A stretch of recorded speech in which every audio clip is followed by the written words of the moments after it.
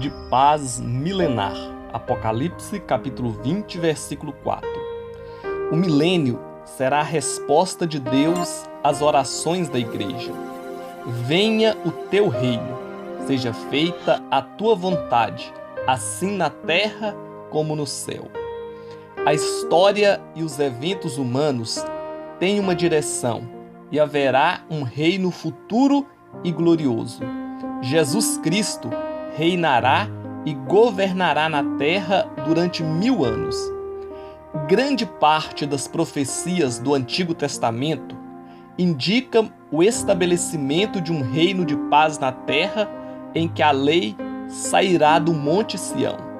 O milênio será uma introdução ao estado eterno, será uma preparação, e após os 1000 anos acontecerá o juízo final, e após entraremos na eternidade que jamais terá fim. O milênio é um período de transição no programa de Deus. É o começo do reino eterno de Deus, que logo após passará para o estado eterno. É a ligação final entre a história e a ordem eterna. Aqui iniciamos o reino de paz de 1000 anos, onde Jesus, o verdadeiro Messias, reinará e governará toda a terra a partir do seu templo em Jerusalém. Vejamos o que a Bíblia diz sobre esse reino. Embora boa parte do enredo do Antigo Testamento fale sobre um futuro reino de Deus na terra, como por exemplo Isaías capítulo 11, onde fala que o leão e o cordeiro habitarão juntos e a criança brincará com a cobra, ou seja, os animais deixarão de ser carnívoros e se tornarão dóceis. Nesse período, Deus transformará a natureza dos animais. Toda a terra será modificada. Satanás e os demônios estarão presos. Jesus estará pessoalmente reinando na terra. Ainda haverá pecados, mas em um número bem reduzido. Mas só em Apocalipse 20 é que a Bíblia revela que esse reino terá uma duração de 1000 anos. Vejamos então o que diz Apocalipse, capítulo 20, do versículo 4 ao 7. E vi tronos, e assentaram-se sobre eles, e foi-lhes dado o poder de julgar. E vi as almas daqueles que foram degolados pelo testemunho de Jesus e pela palavra de Deus, e que não adoraram a besta, nem a sua imagem, e não receberam o sinal em suas testas, nem em suas mãos. E viveram e reinaram com Cristo durante 1000 anos. Mas os outros mortos não reviveram, até que os 1000 anos se acabaram. Esta é a primeira ressurreição. Bem-aventurado e santo aquele que tem parte na primeira ressurreição. Sobre estes não tem poder a segunda morte, mas serão sacerdotes de Deus e de Cristo e reinarão com ele 1000 anos. E acabando-se os 1000 anos, Satanás será solto da sua prisão. Vamos interpretar esses versículos. E vi tronos, e se assentaram sobre eles, e foi-lhes dado poder para julgar. Aqui, Jesus e os 24 anciãos, representantes da igreja, vão julgar para ver quem entrará no milênio e quais nações estarão presentes nesse período. Todos os ímpios que estiverem com a marca da besta e envolvidos no sistema da nova ordem mundial serão mortos. Só entrará no milênio em corpo carnal aqueles que aceitaram a Jesus após o arrebatamento e conseguiram sobreviver durante a grande tribulação. E também diz que aqueles que passaram pela tribulação e não receberam a marca da besta e foram mortos, viveram, ou seja, foram ressuscitados. A alma, como vimos anteriormente, estava no céu clamando por justiça, mas agora se une ao corpo ressuscitado e em um corpo glorificado reinarão com Jesus por 1000 anos. E após os 1000 anos adentrarão a eternidade e estarão para todo sempre com Jesus. Lembrando que no milênio ainda há pessoas em corpos mortais e na eternidade após o milênio apenas em corpos glorificados. Esse texto de Apocalipse 20 ainda diz: bem-aventurado e santo aquele que tem parte na primeira ressurreição. Sobre estes não tem poder a segunda morte. Quando será a primeira ressurreição? Ela acontecerá em 3 momentos diferentes. Primeira, acontecerá no arrebatamento. Segunda, acontecerá no início do milênio. É a que está mencionada aqui em Apocalipse 20. Quem participará dela serão os crentes que morreram durante os 7 anos de tribulação. E a terceira e última ressurreição para os salvos acontecerá no final do milênio. Quem participará dela serão os salvos que morreram durante o milênio. Todos que participarem dessas 3 ressurreições, ou seja, da primeira no arrebatamento da igreja, ou seja, da segunda no final da grande tribulação, ou seja, da terceira no final do milênio, são pessoas salvas que terão a vida eterna, receberão seus corpos, que se unirá com a sua alma e viverão eternamente com o Senhor Jesus. Entre o fim da grande tribulação e o início do milênio, haverá um intervalo de 75 dias. Nesse período, haverá a ressurreição dos salvos que morreram martirizados durante a grande tribulação. A terra será restaurada e modificada devido às destruições que ela sofreu durante os séculos e principalmente durante os 7 anos da grande tribulação. O milênio não começa no primeiro dia depois da segunda vinda de Jesus e no final da tribulação. Conforme Daniel, capítulo 12, versículos 11 e 12, haverá um período de 75 dias depois do fim da tribulação, durante o qual haverá o julgamento do anticristo, do falso profeta e dos gentios, como diz Mateus capítulo 25, do versículo 31 a 46. Durante esse período, também haverá a ressurreição dos santos do Antigo Testamento e a ressurreição dos santos martirizados na tribulação, seguindo a sequência ou ordem de 1 Coríntios, capítulo 15, do versículo 20 ao 24. A partir da metade da tribulação até o fim da tribulação, haverá 3 anos e meio, ou 1260 dias. Os 75 dias adicionais registrados em Daniel, capítulo 12, do versículo 11 a 12, são um intervalo entre o fim da tribulação e o início do milênio, onde também a terra será restaurada e modificada. Provavelmente, o relevo será todo alterado e geograficamente a terra será modificada. Se em 6 dias Deus fez os céus e a terra e tudo que nela há, imagine como ficará a terra 75 dias após Deus a restaurar das destruições sofridas no decorrer dos séculos e principalmente nos 7 anos de grande tribulação. A igreja voltou com Jesus em um corpo glorificado. Jesus reinará de Jerusalém e nós o serviremos em um corpo glorificado. Haverá a Jerusalém terrena em Israel e haverá também a Jerusalém celestial que vai pairar como um satélite natural sobre a terrena. E nós, com os corpos glorificados, teremos acesso às duas, assim como diz o hino da harpa: céu e terra hão de ser a mesma grei.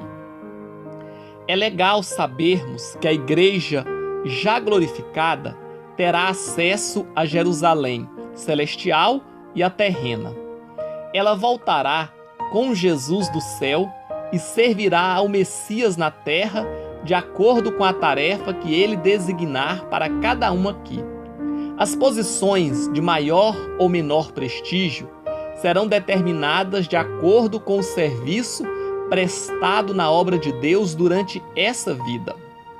Devemos lembrar que nem todos os participantes do milênio terão corpos terrenos e mortais. Milhões de crentes da era do Velho Testamento, da era da igreja e da tribulação terão corpos glorificados e imortais.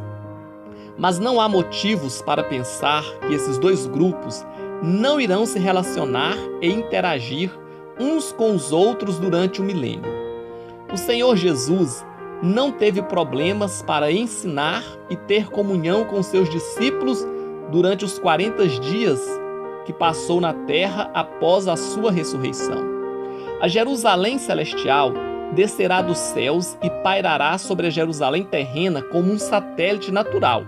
E nós, a igreja em corpo glorificado, teremos acesso às duas Jerusalém.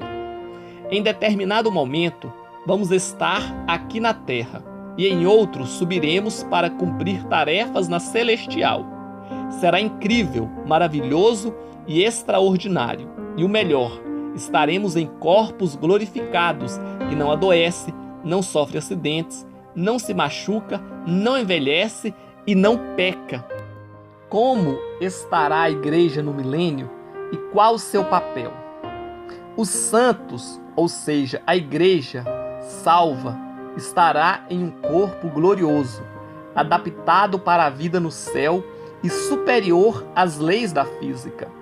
Não sabemos os detalhes sobre este corpo, ou de que forma a igreja participará desse reino.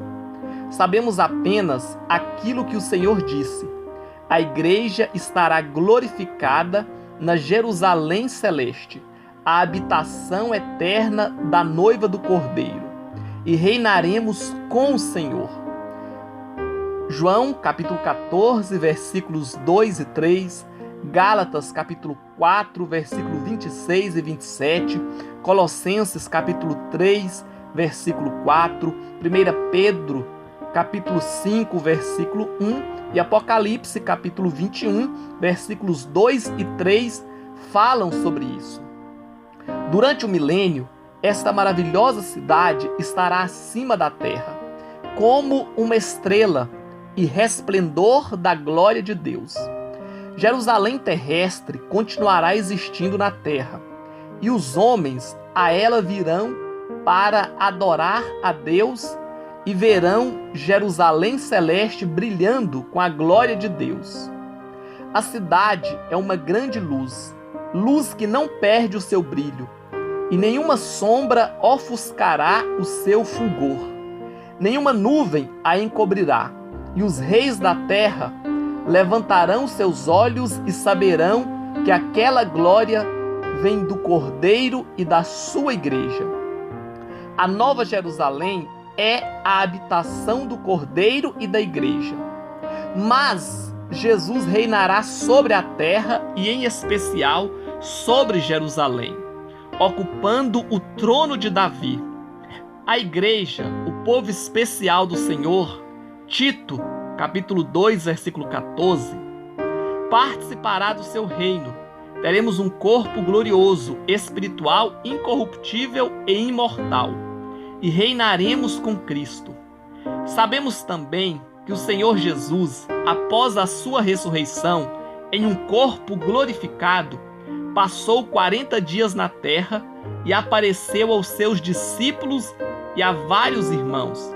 Ele andou, ele apareceu repentinamente dentre eles, estando as portas fechadas, ou seja, passando pela parede, foi tocado, comeu com eles, nós teremos um corpo igual, glorioso, sem limitações e superior à matéria.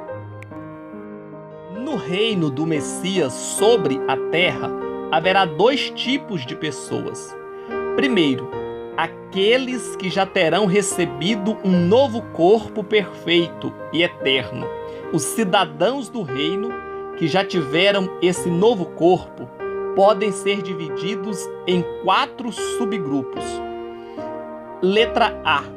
Os santos do Antigo Testamento, ou seja, todos os que foram salvos desde a criação até o início da igreja no dia de Pentecostes. A ressurreição desses é aquela que está descrita em Daniel, capítulo 12, versículos 1 e 2. Letra B. Os crentes da era da igreja, a saber, todos os que morreram salvos pela fé em Jesus no período compreendido entre o início da igreja e o arrebatamento. Letra C. Os crentes arrebatados, isto é, todos os que foram levados ao céu na ocasião do arrebatamento e receberam corpos transformados por não passarem pela morte. Letra D. Os santos da tribulação, ou seja, todos os que chegaram à fé e morreram como crentes em Jesus, o Messias, durante o tempo da tribulação, e que mais tarde foram ressuscitados, como está escrito em Apocalipse, capítulo 20, do versículo 4 a 6. As pessoas que fazem parte desses 4 subgrupos não se casarão, nem gerarão filhos durante o reino de 1000 anos, mas servirão ao Messias na terra, assim como está escrito em Lucas, capítulo 20, do versículo 34 ao 40. E número 2, do outro grupo de pessoas que também estarão na terra, serão os sobreviventes da tribulação, a saber, todos os que entraram no reino do Messias na terra com seus corpos terrenos. Os cidadãos do reino que estiverem com seus corpos mortais divide-se em 2 grupos. Letra A. Todo o remanescente de Israel que foi salvo por ocasião da vinda do Messias. Letra B. Os gentios que vieram a crer em Jesus durante a tribulação e que sobreviveram até a volta do Messias. Todos os cidadãos do reino que estiverem com seus corpos terrenos continuarão a ter condição de se casar e de gerar filhos. Além disso, os descendentes deles ainda terão necessidade de salvação. Israel no milênio. Israel e Jerusalém terão um papel muito importante no milênio, onde a restauração física e espiritual de Israel acontecerá. Essa restauração é descrita em Ezequiel capítulo 37, o famoso Vale de Ossos Secos. Israel e Jerusalém realmente serão uma terra santa e uma cidade santa. Você pode ver isso em Isaías capítulo 65, do versículo 18 a 23. O templo será reconstruído e haverá sacrifícios, provavelmente algum tipo de memorial. Assim como a ceia é hoje para a igreja, haverá grande fertilidade. Os desertos desaparecerão. Haverá abundância de água. Os animais voltarão a serem dóceis. As armas serão transformadas em objetos de lavoura. A vida será prolongada. As pessoas voltarão a viver até aproximadamente 600 anos. Todas as nações terão que celebrar a festa das cabanas, enviando seus representantes de ano em ano a Jerusalém. Os países que não cumprirem isso sofrerão os danos da falta de chuva. Veja isso em Zacarias capítulo 14, do versículo 16 a 20. O milênio é o ponto máximo da história humana, porque o pecado estará presente, mas restrito através do reinado de Cristo. Ao passo que no estado eterno, o céu é totalmente isento de pecados. O milênio será um tempo em que os crentes ressuscitados e os homens não ressuscitados se misturarão na história.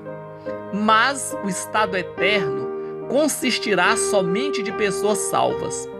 O milênio ainda será um período da história em que os homens nascem e aceitam ou rejeitam a Cristo como seu Salvador. Mas o estado eterno será um período em que ninguém mais será acrescentado à raça humana, e o destino de todos estará selado, separados em salvos ou perdidos por toda a eternidade. Chegamos ao fim do milênio. Satanás será solto. Iniciará uma rebelião contra o reino do Messias. Por que Satanás será solto? No final do milênio, iniciará a rebeldia e a mortandade, e haverá um plano para derrubar o governo de Cristo. Você pode ver sobre isso em Isaías capítulo 66, versículo 23 e 24.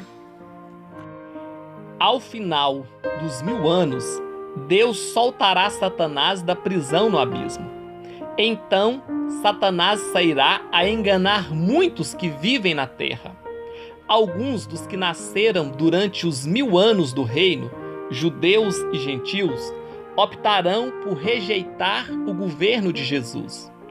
No instante em que eles seguirem a Satanás para fazerem guerra contra os crentes em Cristo, descerá fogo do céu e os consumirá.